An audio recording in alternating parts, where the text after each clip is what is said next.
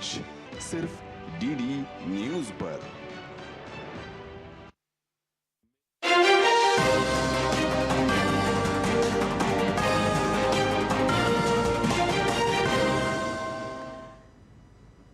नमस्कार, सुप्रभात। आप सभी दर्शकों का डीडी न्यूज पर स्वागत है। आप देख रहे हैं हमारा विशेष सांकेतिक समाचार। मैं हूं साइमा खान और मेरे साथ है मेरे सहयोगी गार्गी। तो नजर डाल लेते हैं सबसे पहले हेडलाइंस पर। स्वस्थ नारी सशक्त परिवार, प्रधानमंत्री नरेंद्र मोदी आज मध्य प्रदेश से शुरू करेंगे देश का सबसे बड़ा महिला स्वास्थ्य अभियान। 8वें पोषण माह का भी करेंगे शुभारंभ।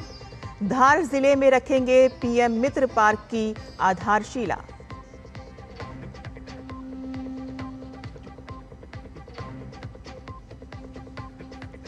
प्रधानमंत्री नरेंद्र मोदी के 75वें जन्मदिन पर बीजेपी आज से मनाएगी 15 दिन का सेवा पखवाड़ा। 1000 जिलों में रक्तदान शिविरों के साथ होगी अभियान की शुरुआत।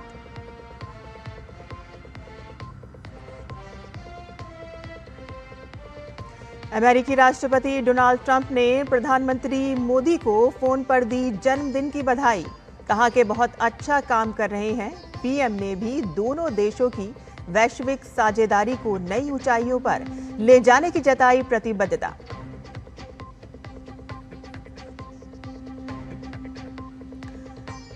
इजराइल ने गाजा पर शुरू किए जमीनी हमले। पिछले 2 साल के संघर्ष में अब तक की सबसे भीषण बमबारी।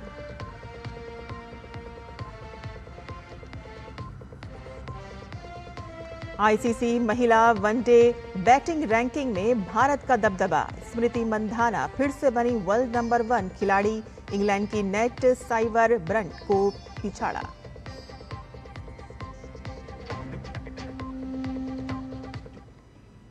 और अब समाचार विस्तार से। स्वस्थ नारी सशक्त परिवार, प्रधानमंत्री नरेंद्र मोदी आज से देश का सबसे बड़ा महिला स्वास्थ्य अभियान शुरू करेंगे। मध्य प्रदेश में धार की धरती से पीएम महिलाओं के कल्याण से जुड़े कई बड़े प्रयासों का शुभारंभ करेंगे। आज ही के दिन पीएम 8वें राष्ट्रीय पोषण माह अभियान की शुरुआत करेंगे और इसके अंतर्गत 2 अक्टूबर तक सरकारी स्वास्थ्य केंद्रों में प्रतिदिन स्वास्थ्य शिविर लगेंगे और धार में आज पीएम मित्र पार्क की आधारशिला भी रखी जाएगी।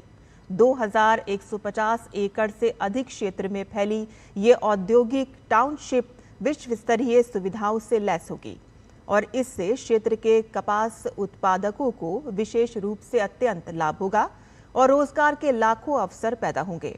पीएम प्रधानमंत्री मातृ वंदना योजना के तहत लाभार्थी महिलाओं के खातों में धनराशि ट्रांसफर करेंगे। मां और शिशु स्वास्थ्य के बारे में जागरूकता बढ़ाने के लिए पीएम सुमन सखी चैटबॉट का शुभारंभ करेंगे। पीएम राज्य के लिए 1 करोड़वां सिकल सेल स्क्रीनिंग और परामर्श कार्ड भी प्रदान करेंगे। प्रधानमंत्री आदि कर्म योगी अभियान के अंतर्गत मध्य प्रदेश के लिए आदि सेवा पर्व का शुभारंभ करेंगे और साथ ही राज्य की 1 बगिया मां के नाम पहल के तहत महिला स्वयं सहायता समूह की 1 लाभार्थी को पौधा भेंट करेंगे।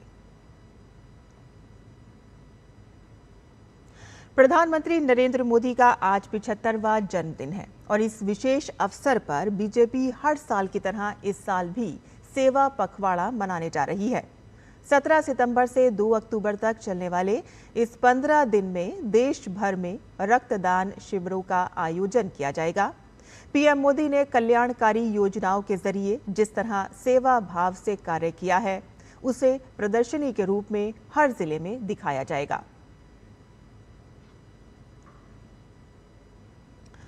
अमेरिका के राष्ट्रपति डोनाल्ड ट्रंप ने प्रधानमंत्री नरेंद्र मोदी को जन्मदिन की शुभकामनाएं दी हैं। राष्ट्रपति ट्रंप ने फोन पर पीएम मोदी को उनके 75वें जन्मदिन की बधाई दी। राष्ट्रपति ट्रंप ने इसकी जानकारी ट्रुथ सोशल पर साझा की। उन्होंने लिखा कि अपने मित्र प्रधानमंत्री नरेंद्र मोदी से फोन पर शानदार बातचीत हुई। मैंने उन्हें जन्मदिन की हार्दिक शुभकामनाएं दी। वे बेहतरीन काम कर रहे हैं। राष्ट्रपति ट्रंप ने रूस और यूक्रेन के बीच युद्ध समाप्त करने में समर्थन के लिए प्रधानमंत्री नरेंद्र मोदी को धन्यवाद दिया। और प्रधानमंत्री नरेंद्र मोदी ने सोशल मीडिया प्लेटफॉर्म एक्स पर लिखा कि मेरे 75वें जन्मदिन पर फ़ोन कॉल और मुझे बधाई देने के लिए थैंक यू। मेरे मित्र राष्ट्रपति ट्रंप, आपकी ही तरह मैं भी भारत और अमेरिका के बीच व्यापक और वैश्विक साझेदारी को नई ऊंचाइयों पर ले जाने के लिए पूरी तरह प्रतिबद्ध हूं। हम यूक्रेन संघर्ष के शांतिपूर्ण समाधान की दिशा में आपकी पहल का समर्थन करते हैं।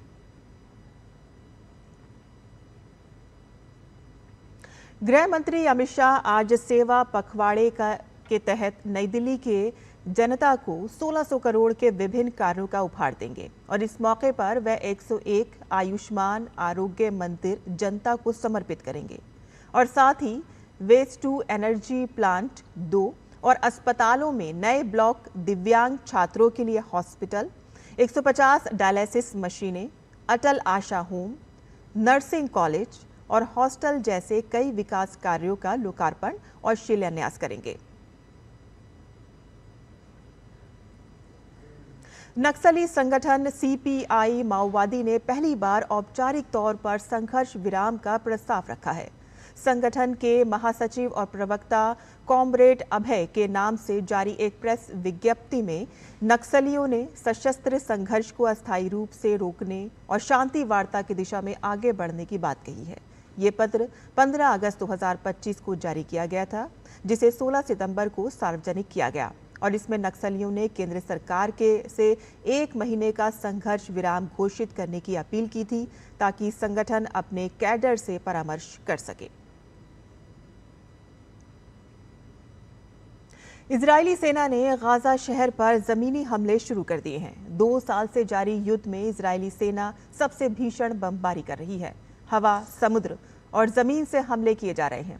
इजराइल ने मंगलवार को कहा कि गाजा जल रहा है। इजरायली सेना ने पूरी रात और सुबह लगातार बमबारी की और इस हमले में कई लोगों के मारे जाने की खबर है। हजारों लोग अपने घर छोड़कर भाग रहे हैं। नेपाल आज जनरेशन जेड प्रदर्शनकारियों की मौत पर राष्ट्रीय शोक मनाएगा, जो पिछले हफ्ते सरकार विरोधी हिंसक आंदोलन के दौरान मारे गए थे और इस आंदोलन के कारण केपी शर्मा ओली को प्रधानमंत्री पद से इस्तीफा देना पड़ा और सुशीला कार्की को देश के कार्यवाहक प्रधानमंत्री के रूप में शपथ दिलाई गई। राष्ट्रपति डोनाल्ड ट्रंप ने अमेरिका में टिकटॉक को बंद करने की समय सीमा बढ़ा दी है। ये चौथी बार है कि जब ट्रंप ने संघीय नियमों की अनदेखी करते हुए टिकटॉक को बंद करने की समय सीमा बढ़ाई है। ट्रंप ने एक कार्यकारी आदेश पर हस्ताक्षर किए, जिससे 2024 के उस कानून को क्रियान्वयन में 16 सितंबर तक की देरी हो गई और जिसके तहत टिकटॉक के चीनी स्वामित्व को बेचने की आवश्यकता थी। आईसीसी महिला वनडे बैटिंग रैंकिंग में एक बार फिर से भारत ने अपना दबदबा बनाया है। भारतीय महिला क्रिकेट टीम की उप कप्तान स्मृति मंधाना ने आईसीसी महिला वनडे बल्लेबाजों की रैंकिंग में शीर्ष पायदान हासिल किया है। भारतीय महिला टीम की सलामी बल्लेबाज स्मृति मंधाना ने रविवार को ऑस्ट्रेलिया के खिलाफ शानदार अर्धशतकीय पारी खेलकर आईसीसी महिला वनडे रैंकिंग में इंग्लैंड की कप्तान नेट साइवर ब्रेट को पिछाड़ दिया।